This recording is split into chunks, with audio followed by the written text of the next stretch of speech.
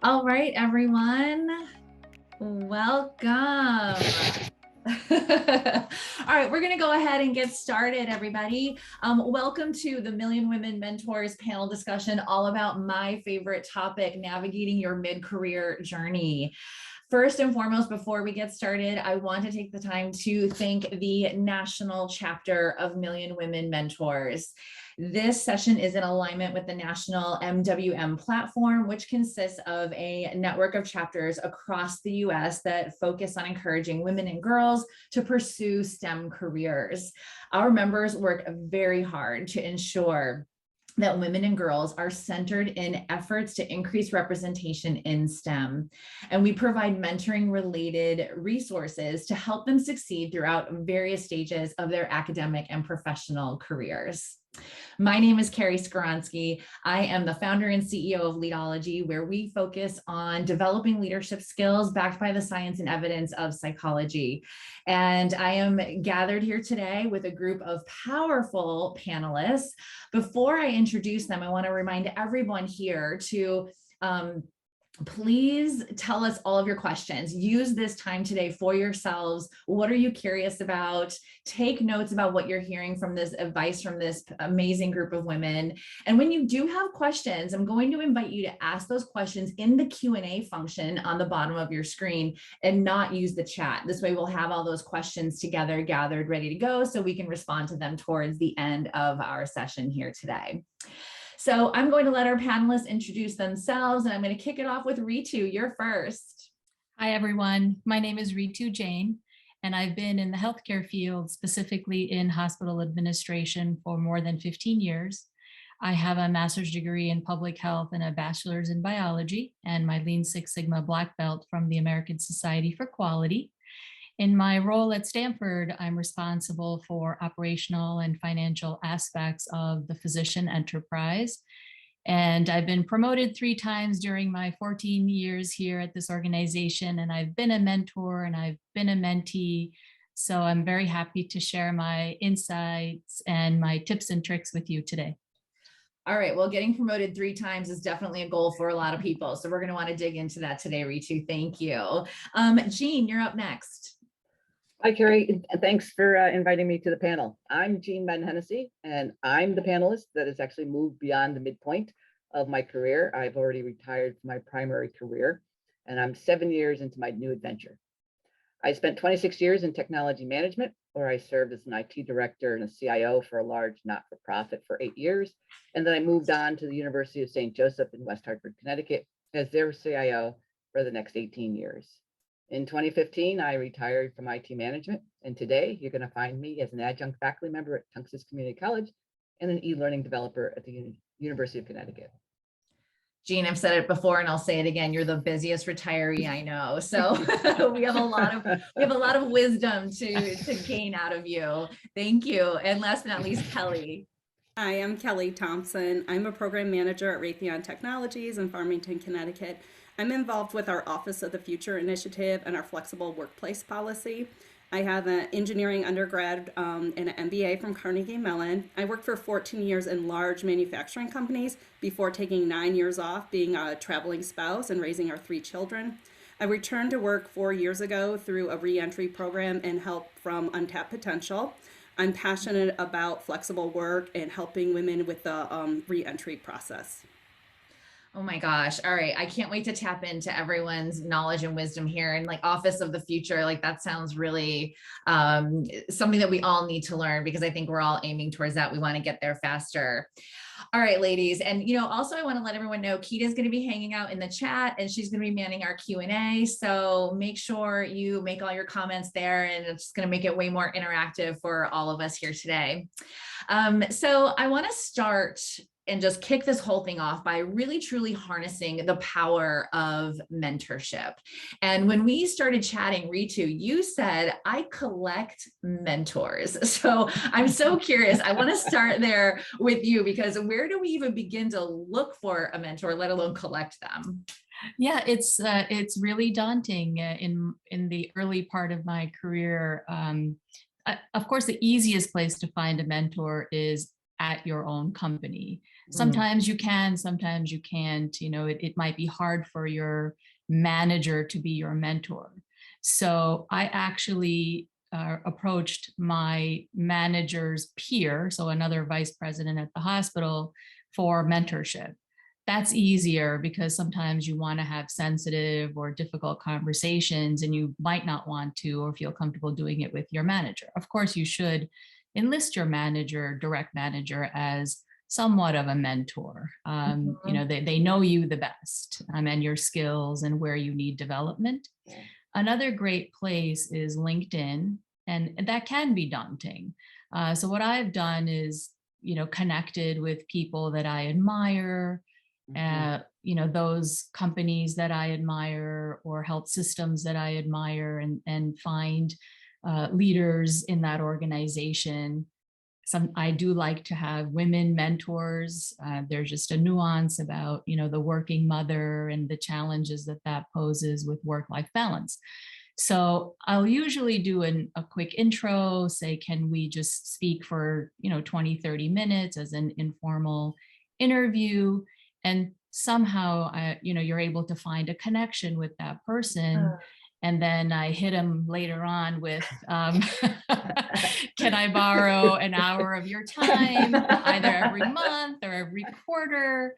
And I'm very specific about what I would like to learn from them. I've done a ton of research beforehand, so I'm very concrete with what I want. And they know that it's not going to be a life sentence for them. Yeah. Right.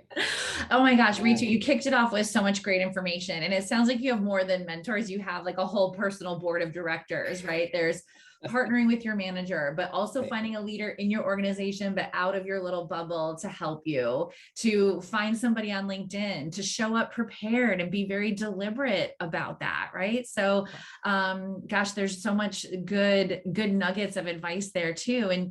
And Jean, so once I find these people, like, how do I even approach them to and convince them to be willing to mentor me? You know, building on what Ritu said, I mean, the reality is that, you know, trying to find that right person. I think one of the questions that was asked of me, or, you know, kind of suggested to me when I was younger, was look for those people who you would like to emulate. So as Ritu was saying, you know, look at, you know, I admired this program, or I like this particular person, you know, be very conscious on why you like that. And then strike up a conversation. How do you approach? You know, in my case, when that question was asked, I did exactly what Ritu first said, looked internally. That senior vice president who had hired me, I just thought she was amazing. And she was really intriguing during the interview process. I took time to go and get to know who she was, what was important to her, and then started working closely. And I think one of the things that was really important is make sure the person's going to be honest with you. You don't want somebody who's going to go, oh, good job, Jean. Go, Jean. Yeah, that's great, Jean. No, you want to hear, Jean, that you didn't hit the mark, Jean. Yeah. And make sure that, you know, they're honest. Don't sugarcoat stuff. Yeah. Have them push you beyond your comfort zone. That's right. And, you know, because when that happens, you never know where that connection's going to lead you. That's right. Absolutely. You know, we do have to learn from the good stuff, and it feels good to feel validated, but we're really going to generate that our own learning when we can hear and pay attention to where we can improve. And having a mentor kind of hold a mirror up to us like that is a precious, precious relationship. I love that. Thank you. So, you know, listen, there's no doubt that having a mentor can boost our careers. And, you know, I'm a Gallup certified strengths coach, and Gallup recently was studying like what makes a great manager. And in that study, they found a startling statistic that, wait for it, everybody, buckle in. Only 1 in 10 managers naturally has what it takes to lead people. That explains a lot. We can go down that rabbit hole, but I'm curious to know, when all of you are thinking about your growth, and I'm going to start with Kelly on this one. Kelly, how do I know whether or not I have the skills to lead versus being an individual contributor? Thanks, Carrie. I think the place to start with this is recognizing that a lot of times the skills to be an amazing employee vary greatly when you're a manager. Yeah. So I have seen so many times where people take the best engineer out of the engineering group and make them the engineering manager. And what happens? They either fail miserably or they are miserable because what made them a great engineer is a totally different skill set. There is so much more administrative work, performance reviews, reporting, conflict management. If you don't like those things, if you're not built for those things, if you really love the nitty gritty of solving problems and doing that, you lose that. And so I think the first thing is recognizing there's a definite skill set difference. Do I have those things? Is that how I want to spend my time? Am I okay with the conflict management? I mean, that's a big one, right? Am I good at developing, mentoring people, or do I really like to produce work? Because a lot of managers realize, like, I really like to produce work and I'm not filling my bucket because now I'm managing everyone else and I'm not getting that done. So I think that those are some important things to kind of think about and reflect. I think one of the other really important things as we look forward is how comfortable or are you willing to learn how to lead hybrid and remote teams? Because that's the way of the future. When we look at the future of work, if you don't have the skills or you're not really willing or you don't want to lose technology, if you want everyone in the office, you want your team in one spot, that's in most organizations, that's not going to be realistic going forward. So 10, 15, 20 years from now, you have to be able to lead hybrid and remote. So that's a skill to start developing now because no offense, but a lot of our old school managers aren't quite there yet. And if you can do that, you're worth your weight in gold. So what's the key then? What's the biggest difference? Like, what's the skill I should develop to be good at managing a hybrid team? What's like just one of the things that you can think of? You know, I think just being flexible and developing a team with a lot of trust, because when you're not there seeing people, the old saying of butts in the seats, like you have to develop a lot of trust amongst your team and really develop that. Yeah, trust is huge, and we can all Google the speed of trust, right? When we have trust amongst the team, we're going to accelerate towards our goals. But if we don't have trust and people have their heels dug in, it's really going to slow us down. And Kelly's absolutely right. So many of us as individual contributors, I don't know if any of you were there, but I was, when I was like, I want to be promoted. I want to be a manager. I want that pay increase. And I got promoted. I'm like, I got there and I was like, wait, this is totally different. What do I do now? So, you know, I think when we think about that, like what are those differences when we are transitioning from buddy to boss, Ritu? I think, so I came in as a project manager and I had no direct reports. Project management is really about working collaboratively with everyone in the organization. But then when I was promoted to director, it was very different.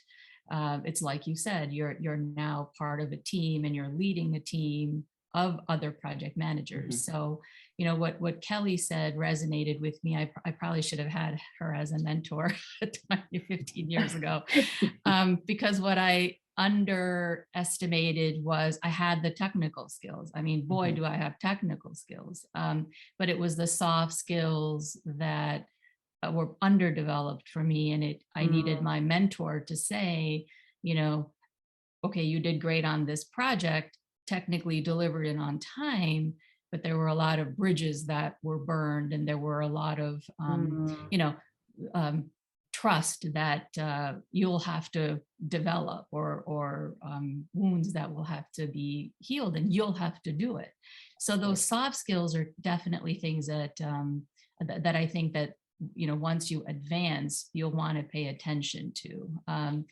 The other thing I think was helpful for me was doing a skills assessment. So now you're leading, and what are your deficiencies? Because if you're saying that there are many of us or the majority of us that don't have those leadership skills, then you need to develop them in an active way.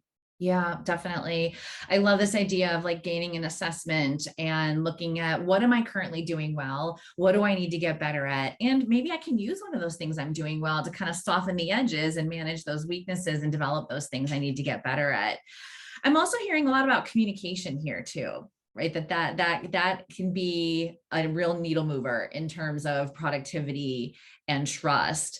And I think, Jean, you know, when I really think, okay, yeah, I do want to make that transition from buddy to boss, I think I can learn those skills. I like getting results through a team, right? You know, how do I start to have that conversation to let my manager and others in the organization know I want to advance. I want to be a team leader. How do I even start that conversation? Well, when you stop and think about, your own future, you really lay out, your roadmap or path for yourself. And you have to share that. And, I'm thinking for most folks, we have, the formal annual review or 6-month review or somewhere where we can sit down and talk about, not only what we're doing now, but also talk about where we'd like to be going. Yeah. And so it's really important to take, kind of your own career into your own hands and start sharing your vision with others.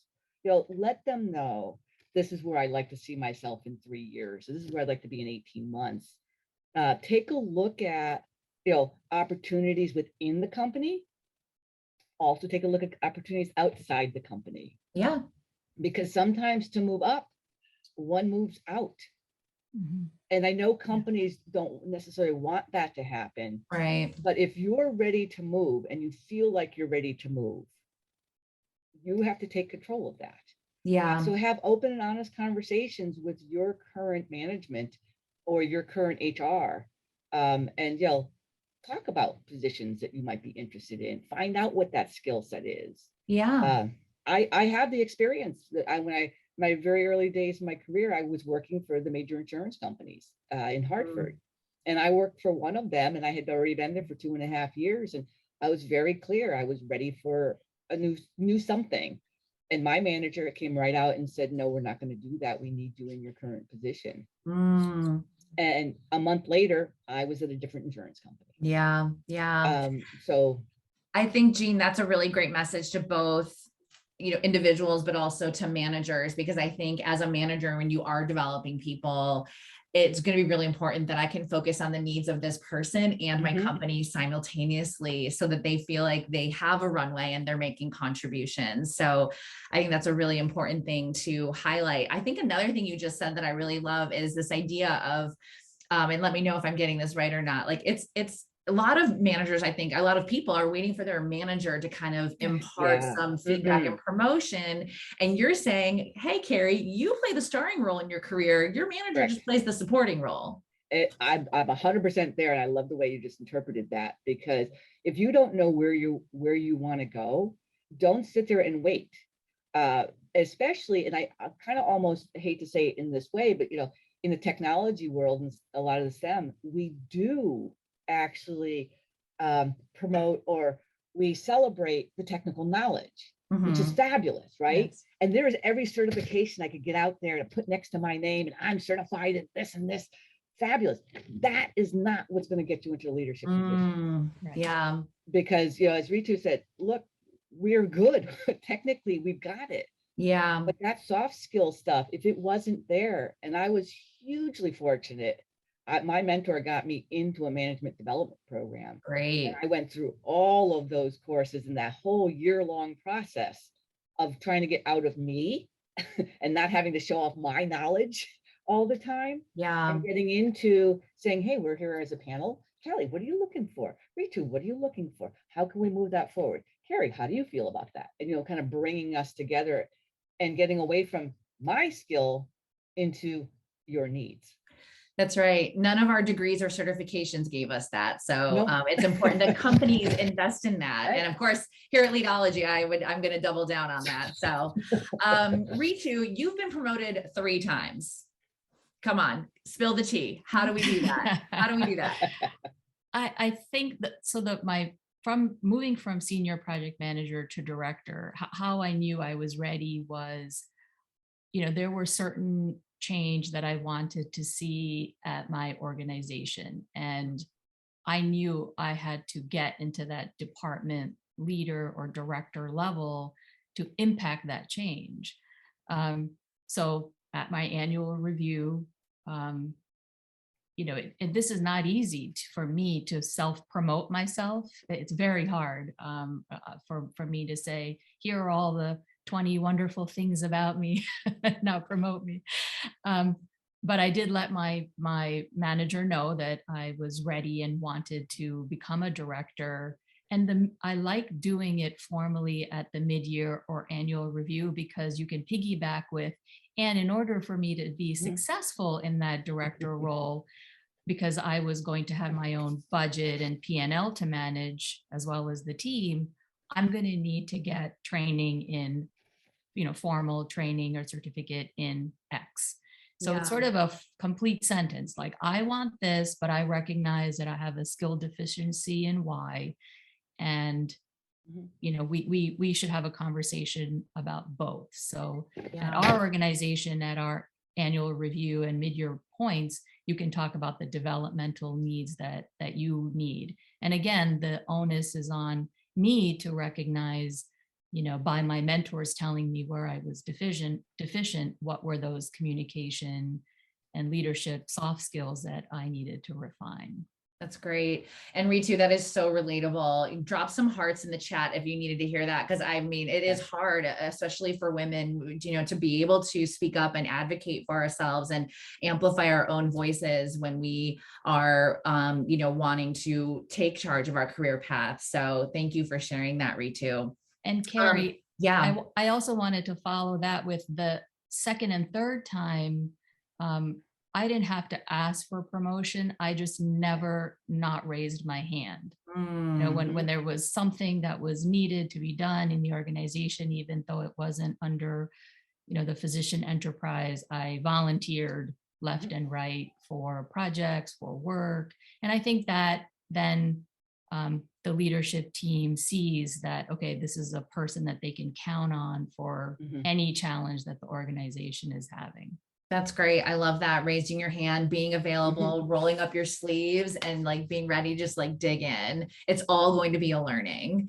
All right. So we want to get promoted, but sometimes there aren't opportunities or promotions available in my company. And I'm too busy to be like swimming around LinkedIn trying to find, networking opportunities. So Jean, what do we do when we feel so stuck?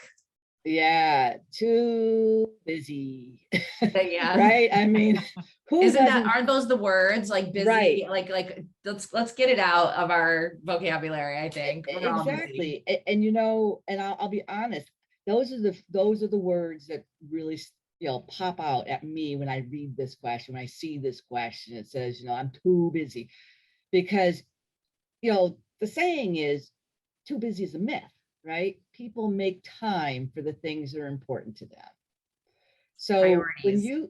when you stop and think about I'm too busy, the one thing I'm certain of is we all get the same 24 hours.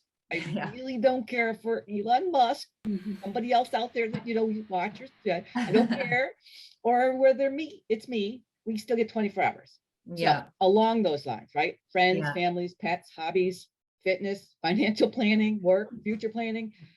All right. So what do? I'm too busy, but I really want a new job. First question, right? Is it possible that the underlying signal is not really about getting a promotion, but really you'd rather have more time to spend on something else? Okay. So ask that question to yourself. If after you ask that question, right, and you say, no, I did my self-searching, and you know what? I want a promotion. I'm loving what I want, but I want to go forward. Hook up with a good career placement firm. Start finding other organizations that might do some of the legwork for you. Okay. Let them know that, hey, I'm ready for something different. They're gonna have a whole team and a network of people that are looking to hire. Great. And they're looking for folks, right? Yeah. The other thing too is, I just had a colleague who is my junior. He was my assistant director. He called me not too long ago and said, hey, I'm kind of stuck. He's late 40s, and he's like, I'm just feeling like I'm too busy. I don't know what I want to do. And I said to him, look, take some time off. Don't go on a vacation. Take time for you. Sit down and start listing out those things that really jazz you up about your job. Yeah. And list out those things that, are not so jazzy. Yeah. And start thinking about what you'd like to be doing. Yeah. And I don't think we do that enough. I don't think we take the time for ourselves to think about where we want to be going. Yeah, definitely. So the concept of too busy, right? Yeah, I mean, look, I It's kind of on us. I worked with a coach once who said, like, I wonder if like busy in time is just another word for something else. Yeah. And that was very caused me to reflect a little bit. And so I love what you're saying, like going on this path of self-discovery, partnering with other experts who are looking at career placement. And you got to do the work. You've got to do the work. So it really is about carving that time. Thank you, Jean. And so when we're thinking about advancing, right, when we do want to get to that level, Kelly, you have a very full life. So, when you think about what do I need to let go of, what should I be empowering other people to do so that I can kind of pull myself out and start to do some of these elevated advanced things? Yeah, I think there's a variety of things there. You have to think about some of the items in your life that don't bring you joy that you're willing to offload to people. For me, I've had great success in finding older, I'll call them grandmother type, some recently retired who still have energy, super reliable, way better than any teenager or au pair I've ever had. So I've hired grandmas to be drivers. That takes so much pressure off. I know someone on this call that offloads all their laundry, who really doesn't find any joy until doing laundry and just decided to offload it. There's a lot of things you can think at, like, what are the elements that bring you joy? What are you not willing to offload? Maybe you love walking your dog every morning. You don't want to hire a dog walker. I love gardening. I'm not going to offload my gardening. So those are like the basic stuff in your day-to-day life. Think about, what do you enjoy? What do you hate doing? As your kids get older, you can offload some to them, believe it or not. That was an element I struggled with when I went back to work, because I was doing everything. Because I was a stay-at-home mom. I needed my kids, and they were at that age, to take some of the work off my plate for me. And my husband, let's be honest. I had done everything for a long time. And that's some of the things you can do there, but also at work. So what can you do? It's the same kind of concept. We all bring different skills and different talents to the table. So recognizing when you're not the best, or recognizing when it's potentially a development opportunity for someone on your team or someone around you, can you give that to them and coach and mentor them through it? Sometimes you have to be careful with this, that if they do things a different way than you would, you're not like, well, that's not my way, but let them, and be willing to see how they do it and give them that opportunity. I think if you can kind of find opportunities like that, you're doing things in multiple ways. You're giving them a growth opportunity. You're challenging them, and you're taking something off your plate, and you're learning to be a better leader, coach, mentor through the process. So you're kind of helping in a variety of ways. Yeah, I love that. So because I love this focus, like this is work-life integration, right? Realizing at home and at work, what am I letting go of? It's not, our roles are no longer so compartmentalized. We have the whole human. And so when you think about in both places, what can we let go of and what can we empower others to do? I love the question that you asked, is like, who wants to learn how to do this? Who will grow from doing this? Because I think a lot of times as leaders and managers, we are being maybe overly empathetic and thinking like, I don't want to dump this on them. We're all so busy, but instead shifting your own mindset to say, how will this be in service of their development? I think that is going to just make us so much more successful at delegation. Yeah. And in one of my roles, I had a lot of younger, new out of college, maybe like 2 years experience. And I found even though it wasn't their job description, when I would ask them to do things, they wanted to take it on, even though it was kind of out of their wheelhouse. And it built a level of trust. And I did that with this kind of 3-4 youngish women, in their 24, 25 age group. And in the end, after a few years, they were amazing supporters. They did such an amazing job, and they made our team flourish and look so good. They made me look so good. But it was because I had built this level of trust and given them more and more opportunities that they just kept stepping up and doing it for me. Yes. And then I heard recently someone else came in and took over and kind of was like, well, that's not really your job, and kind of took away some of it from it. And they were really frustrated because they're like, oh, I was getting this these leadership and growth opportunities that now aren't present anymore just because they're not in their job description. But honestly, I couldn't do it all. So I needed them to do it, and they were happy doing it. Kelly, were you being a mentor? Does that? I definitely was being a mentor to those young. I love it. Touche, Jean. Well, Kelly, you're getting hard eyes in the chat. I don't know if you can see it. You're getting hard eyes in the chat for that. But here's the thing. Like there was a great book that I love called Impact Players by Liz Wiseman. And she argues that, you know what, I don't think we're so burnt out from having too much work. I think we're burnt out because we don't have a felt sense of our impact and contribution. And it sounds like that's what you were doing for them, right? You were pulling them in and they felt that they had this profound positive impact on the team and on you. And that's really powerful. Amazing. All right, ladies. So you are all mothers. I am not a mother. I'm an aunt. I am happily an aunt. I get to spoil everyone.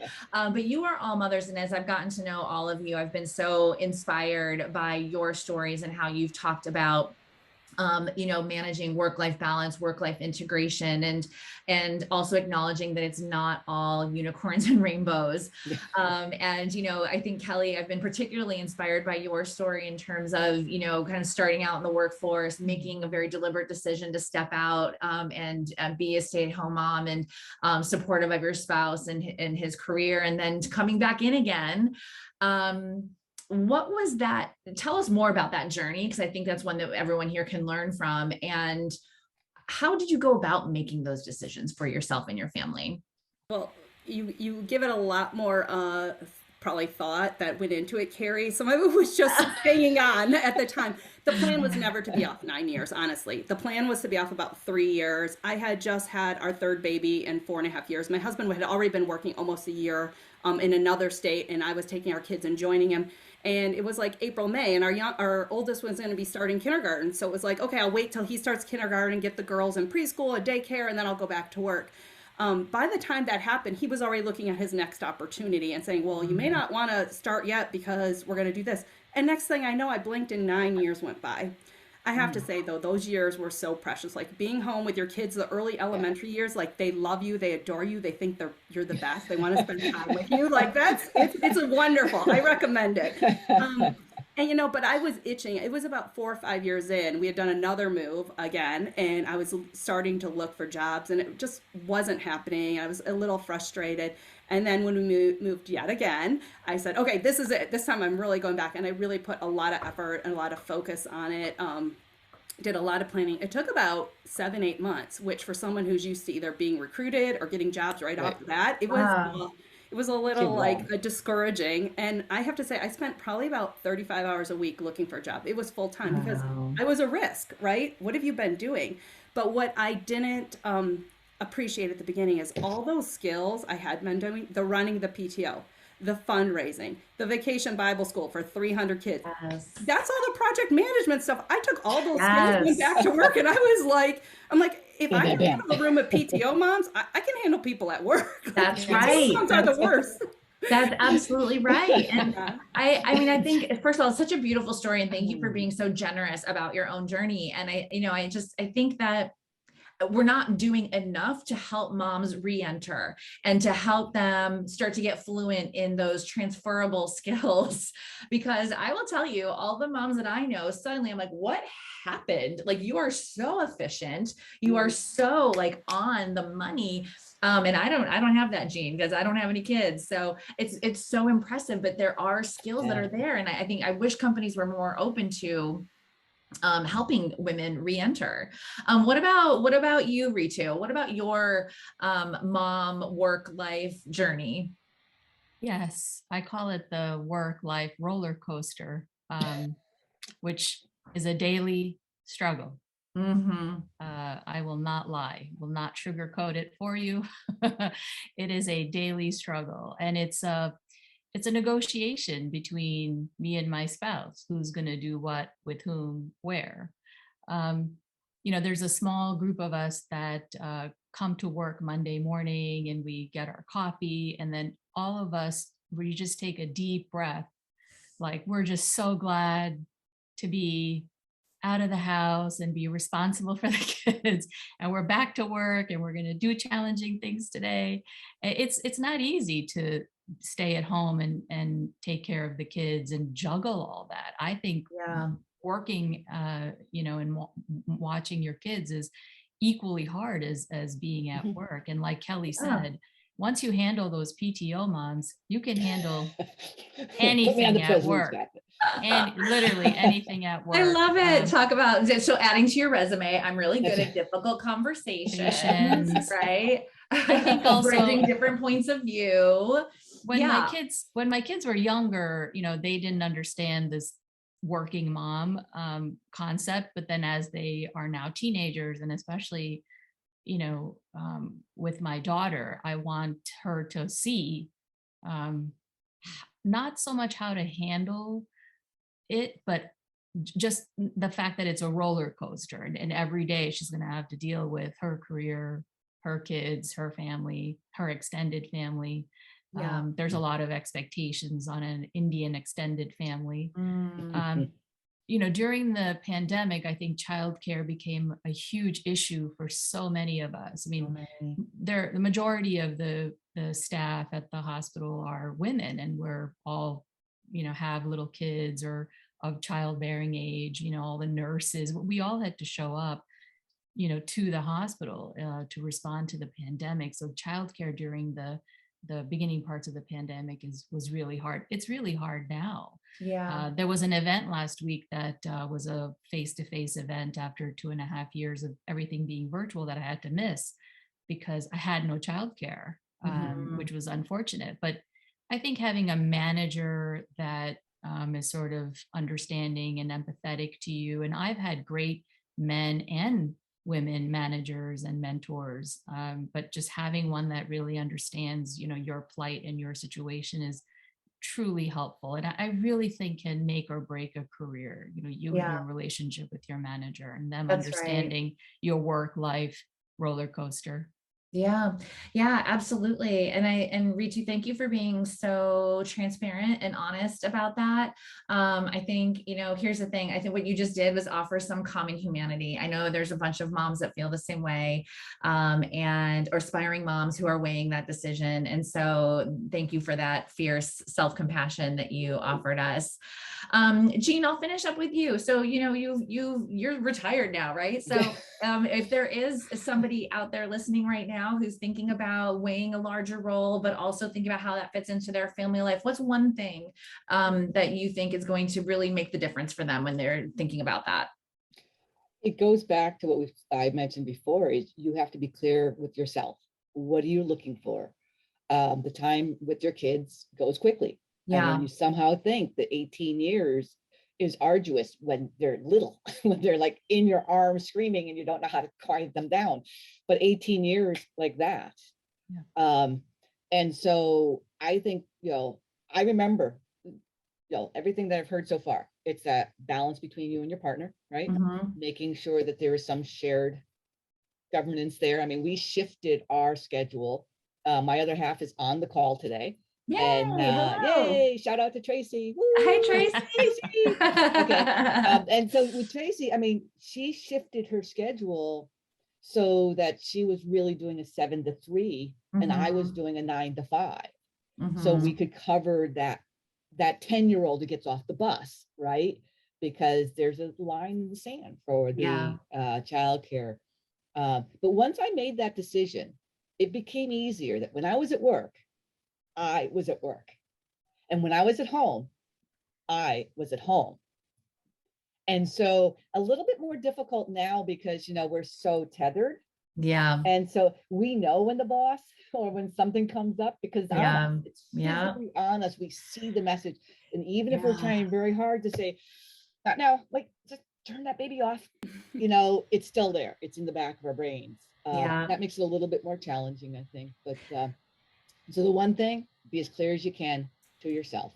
I love it. One of my favorites in the whole wide world, Brene Brown, says clear is kind, unclear is unkind, right? So clear communication at work and at home, clear partnerships at work and at home. All of that is going to be really critical for all of us to be set up for success. So one last little thing, Carrie, just don't be afraid to delay. So I know Kelly talked about taking her 9 years off, and I will bet you, Kelly, you'll never wanted to trade that in the end. At the time, you're like, what? Maybe. But now it's like, oh my God, you could never have gotten that back. And if Yeah, that was seeing you priceless. do it. Tracy had the opportunity to become the exec director Mm. when the kids were younger. And she said, no, the kids aren't younger anymore. And she is now the exec director. So Amazing. Go again, shout out to Tracy. Tracy. Woo, Go Tracy. Yeah. I Don't love be that. afraid to delay a little bit. You know, it's so interesting to say, like, you know, Kelly says she has no regrets. It was the most precious time. I'm Yeah. actually hearing, I don't know about you, but I'm hearing a lot of my male friends, the dads, say, you know what, like that pandemic was really hard, but two things, I have more appreciation for my wife, and I never would have had this kind of quality time with my kids. Right. And it's really nice to see, hear the dads show some appreciation for that too. So, all right. Yeah, Kelly, go ahead. Here. I was having a conversation with my daughter maybe 2-3 years ago before the pandemic. I think she was 7th grade at the time, and we were talking about what she may want to do in the future. And she said, you know, first I think I'll do this, and maybe this, and when my kids are little, this, and maybe when they're older, this. And it caused me to pause, because when I was young, I don't know about the rest of you, but I thought career paths were one thing, and you got a degree and you did it the rest of your life, and it was very like linear. I think the young women of today, even the ones we're hiring in as new hires, they don't see their careers as that. They see all these opportunities, all this flexibility, and we need to understand that, appreciate it, support it, because they think of the world really differently than we did. And I was just really like, she was only 12 years old, and she's planning out 5-6 careers in 7th grade, which is great, because what works in that moment and that time to fill her bucket and to get to her goals. And I thought it was just so like wise for like a young child to like recognize that, and how far our society has come for women, right? Right. I mean, Kelly, can we all just appreciate that that is the influence of her mama. She's getting it straight from home. So let's just give you some credit there too. Let's give you some credit there too. All right, ladies, thank you so much. So I'm wondering, Keita, do we have any questions in our Q&A for our gorgeous panelists here? Yes. So first of all, let me just say, Carrie, Kelly, Ritu, Jean, thank you so much. You guys are amazing. I am so enjoying this this talk. This is absolutely fantastic. So that being said, we do have some questions in our Q&A. And let me just also say, there's still time to add your questions. Please add them to the Q&A function for Zoom, and I'll be able to see them. So let's get right into it, guys. So the first question, at what age were your kids when you, I think what they wanted to say is when you went back to work, and I think that may be for Kelly. Okay, so mine would have been 8th grade, 6th grade, and 4th grade, I think. Yeah, so I think those were the ages. And what I found now, just as they're a little bit older, is they need you less and less as you get older. My kids are all very studious, so I find like they come home, they kind of want me between this 3:30 and 5:30 time frame, maybe. Mostly they want food or a ride. Food or a ride, that's what they want. And then they all go off to study, and for 6 to 8. And so what I've worked out with my work is I'm kind of off. I quit my day, you know, around 3:30. Today I'll head out for the track meet at 3:30. And then I pop back on in the evening from 7 to 8:30, because they're all off studying at that point anyway. So it's one of the great things with flexible work is I'm kind of splitting up my day. I can still be there for my kids, but I'm not really impacting their lives that much. Like, I work when they're at school, I work when they're doing homework, but I'm available for them when they need me. It's one of the things I've noticed as they've gotten older. When they're little, they need you all the time, but not so much when they're older. Yeah, that flexibility is key. Yeah. And we have another question here. Jean had mentioned that you should find a career search to help you navigate your career. Any tips on finding a great career search firm? Well, I'll jump in, right? But obviously we can all add to this is the fact that for me, it was actually networking with my colleagues, because I found out my colleagues were all doing the same thing. And so add to that, of course, the Google search engine, right? You can absolutely start looking for career placement firms. Look for the firms that specialize in your industry. If you're in technology, then look for those technology firms. When you're at conferences, talk to your colleagues, because especially if they're national level conferences, when you're there, you now have an opportunity to see who they're using somewhere else and not just locally. So those are a couple of my things, is just keep talking, talk to your colleagues a lot, and do some Google searches. But Kelly and Ritu, I mean, I'm going to think mean, I know, Kelly, you mentioned a firm that you had used to kind of get you going. Well, for reentry, Yeah. Untapped Potential is local here in Connecticut. They were extremely helpful with me. But I know even a lot of like the recruiters that reach out to you and stuff, sometimes I know people that, oh, don't talk to recruiters and stuff, but my husband's a high level executive at a company. And I'm like, why do you spend time talking to recruiters? You're not looking for a role. And he's like, well, I never know when I might be. They might have a great opportunity 2 years from now. He never says no to them. I'm like, you do not have time to talk to all these recruiters. He makes the time because you never know in the future. Or he may use them for recruiting and getting talent into his organization. Wait, we don't have the time? Did I just hear you say that again? I say that to him because I want him helping with the kids. I think Indeed is another great place. Oh, yeah. Talking to the recruiter that's recruiting for the position that you may not have gotten to find out, what are the other recruitment companies is helpful. In healthcare, most of the hospital organizations have websites and the positions are posted there. For some of the senior level positions, there are, Merritt Hawkins, there's Excel Partners in Stanford. And so there are search firms that we use to recruit physicians and other leaders into the organization. And I think asking them for another reference within your own industry, like Jean said, I think is helpful. Awesome. All right. Thank you guys very much for that. We have another question for the panel. Do you see your male counterparts able to focus fully on work where you have to weigh in against family? Do you see your spouse having to make those same sacrifices? And that could be for anyone. I'll start with this one. I used to see this, I think, a lot more before the pandemic. I think the pandemic's changed a lot. We see our male colleagues at home with their kids and their dog, or you see them stepping out to go get a package or something like that. And it makes you realize, like, they're human too. They may have not have been as vocal about it. I think as women, we're trying to figure out how to get through it all, how to do that balance. And so we're talking about it more. We're asking for tips at work. We're saying, how are you doing this, Jean? How are you managing today? Like, there's a snow day. How am I going to do a snow day? Stuff like that. So I think we're more, because we're looking for that support, we're a little more vocal. I think the men maybe weren't, some of them may have been going through it, but weren't like expressing it as much. But I think now after the pandemic, I'm seeing a lot more balance. I see a lot more men being more open about it, about the balance as well. I think a lot of the changes with benefits, with PTO, when men take their leave, my husband never got that. It wasn't, he took 2 days off when we'd have a baby. And now in my company, I think the men are getting 8, 12 weeks. So just even that alone, and to recognize, and then they have a new baby at home. I think it's been a big change, and I think it'll continue to be. And I think it helps us have more balance in the workplace, but also just at home, personally too. Kelly, I think you're spot on. I think the times are changing. Interestingly enough, is that when I had joined over to the college, the person I just referenced, who is now in his late 40s, he became a dad, and he came right in and applied for the 6-week paternal leave. Right. So he wanted to take that time off. And when I went to my vice president and said, hey, just so you know, so-and-so is not going to be here for the next 6 weeks because, congrats to him. He just had a daughter. He looked at me and said, wow, that would never have happened in my earlier days. That was nothing. That I can't even imagine. That seems so weird to me. And I looked at him and I'm like, seriously, is it weird?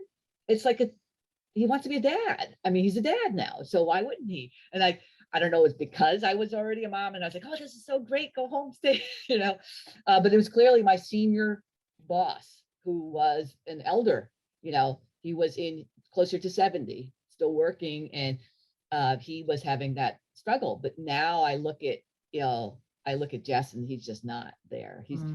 He would give that to anybody, and he'd always said family first. So it could just be a sign of the times, and that pandemic, I'm telling you, not all negative. Silver linings. Yeah, crazy.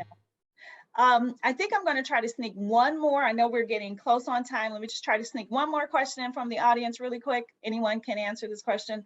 I found it helpful to mark myself out of office in Outlook when spending time with my kids. Any good tips for separating home/work life time? Be I clear. have no tip, sorry. One of the things I went on vacation and I take my laptop and cell phone with me. So somebody else answer this question. Well, one of the things I used to do was take my work cell phone to events. Because it's a hospital, that's the only reason. But yeah, go I on. used to take my work cell phone to events, and I don't anymore now. Like, I'll just leave it at home. You know, I Right. don't need to be reached from 6 to 9 at night. It also does depend, Ritu, to your point, on what role you're in. There was also only 2 Thanksgivings ago was I on the phone with my customer from Brazil, and they knew it was our American Thanksgiving. They told me, and they were calling me just to be a pain because they wanted attention.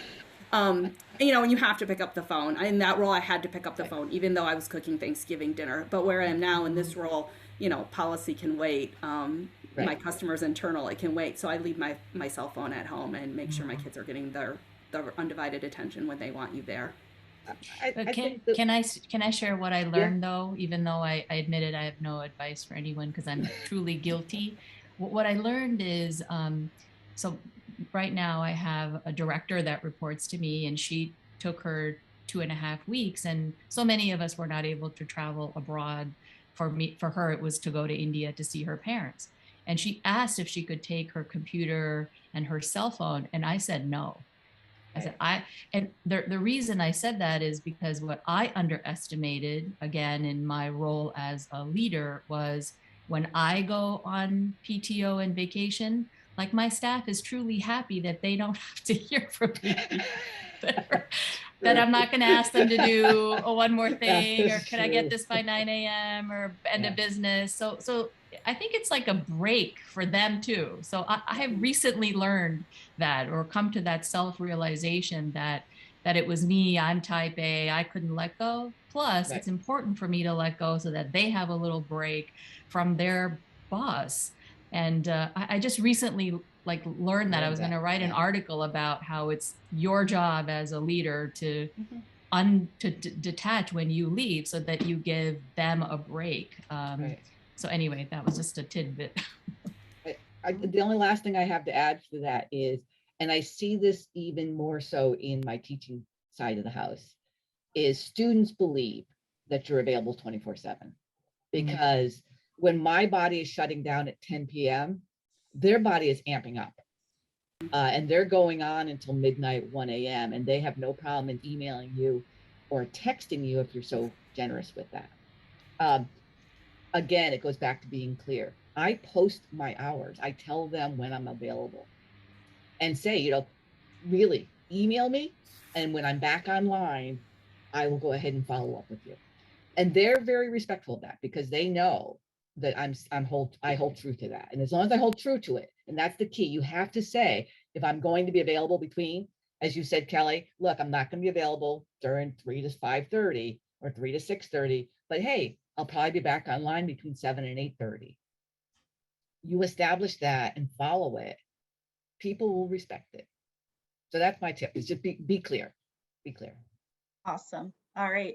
Okay. In the interest of time, I know we didn't get to everyone's questions, but thank you guys for engaging in the dialogue, but I'm going to pass it on back to Carrie. All right. Thank you, Keita. All right, ladies, let's fire it up. Before we leave, I want to ask some quick fire questions. So everyone in the audience, get your pens ready because you're going to walk away with a bunch of tips. Our first question is, what is your best pro tip for moving from buddy to boss? And we're going to start with Jean. Once you're in the boss, remember, you're never not the boss. So the responsibility is on your shoulders. So here it is. Ready? Surprise. Be clear. Set those boundaries. Be fair. Don't show favoritism. Be aware of your actions and ensure that you spend time equally with folks. Don't show favoritism.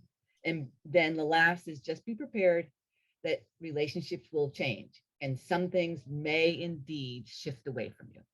Okay, so clear, fair, aware, and prepared. I like it. Let's bottle that somehow. Okay, Ritu, you're next. Okay, so my pro tip, which I had to learn the hard way, is so for months and months and years, you wanted to be the boss and you wanted to get the promotion and the salary increase and everything that came with it. And once you become a manager, it isn't about you anymore. It's about how you effectively manage your team, how you delegate, how you hold the team accountable. So I underestimated that. I thought, great, I got promoted, I'm a director, yay for me. But it wasn't about me, it was about them, and developing the team then has to become your focus. So develop your team. That's your job. Amazing. Love that. Kelly, what's your best pro tip?